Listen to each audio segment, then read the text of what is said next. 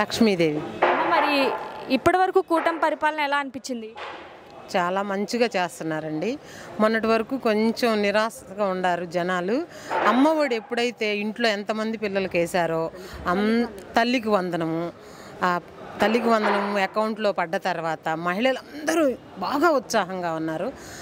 తర్వాత బస్సు పెట్టారు, free bus, అది చూసుకొని చాలా సంతోషంగా ఉన్నారు. ఇంకా నెక్స్ట్ మహిళలకి 1500 నెలకు 1500 ఇస్తామన్నారు కదా, నెక్స్ట్ అది అమలు చేస్తారని ఎదురు చూస్తున్నారు. చాలా సంతోషంగా ఉన్నారు. మరి ఈ కూటమి ప్రభుత్వంలో చెప్పిన సూపర్ 6 పథకాలు అమలు చేస్తున్నారా లేదమ్మా?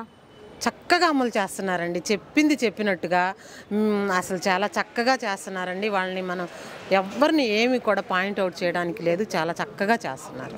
అమ్మ, మరి ఈ సూపర్ 6లో మీకు అందిన పథకాలు ఏంటి? సూపర్ 6లో ఫ్రీ బస్సు, తల్లికి వందనం, గ్యాసు, 3 పథకాలు మాత్రం మేము చక్కగా తీసుకుంటున్నాము.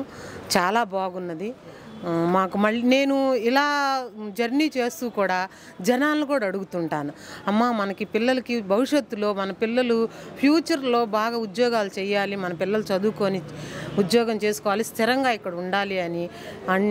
మీకు ఈ ప్రభుత్వంలో 5 సంవత్సరాల్లో కంప్లీట్ అవ్వదు మనం చేసే పనులు, ఇంకొక 5 సంవత్సరాలు మనకి ఈ ప్రభుత్వం వస్తే మన పిల్లలకు భవిష్యత్తు బాగుంటుందంటే మళ్ళీ వస్తుందమ్మా, మేమందరం ఓట్లు వేస్తామని కమ్యూనిటీయే చెప్తున్నారండి. నేను బస్సులో జర్నీ చేసేటప్పుడు ప్రతి ఒక్కరిని అడుగుతూ ఉంటాను.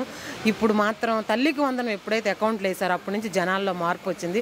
నెక్స్ట్ 5 సంవత్సరాలు కూడా కూటమి ప్రభుత్వమే ఉండాలని మేము ఆశిస్తున్నాం, అందరం కూడా ఆశిస్తాం.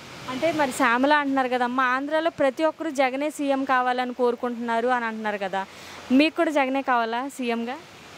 మేము ఆ పేరు చెప్పకూడదు కానండి, మాకు ఏంటంటే మంచి పరిపాలన ఎవరిది ఉంటే వాళ్ళే కావాలండి.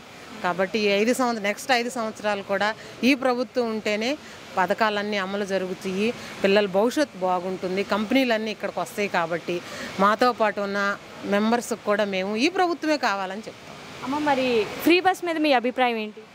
ఫ్రీ బస్ చాలా మంచిదండి, చాలా బాగా చేశారు. కాకపోతే కొంచెం బస్సులు పెంచితే బాగా సౌకర్యంగా ఉంటుంది, ఎందుకంటే జనాలు సీట్లు దొరక్క చాలా ఇబ్బంది పడుతున్నారు. కాబట్టి అది నా అభిప్రాయం అన్నమాట. మరి మొత్తానికి కూటమి ప్రభుత్వం మీద, మరి ఇప్పటి వరకు పరిపాలన మీద మీ అభిప్రాయం ఏంటి? కూటమి ప్రభుత్వం మీద మాకు 100% నమ్మకం ఉన్నదండి, మంచి అభిప్రాయం ఉన్నది, ఇలాగే కొనసాగాలని మేము కోరుకుంటున్నాం.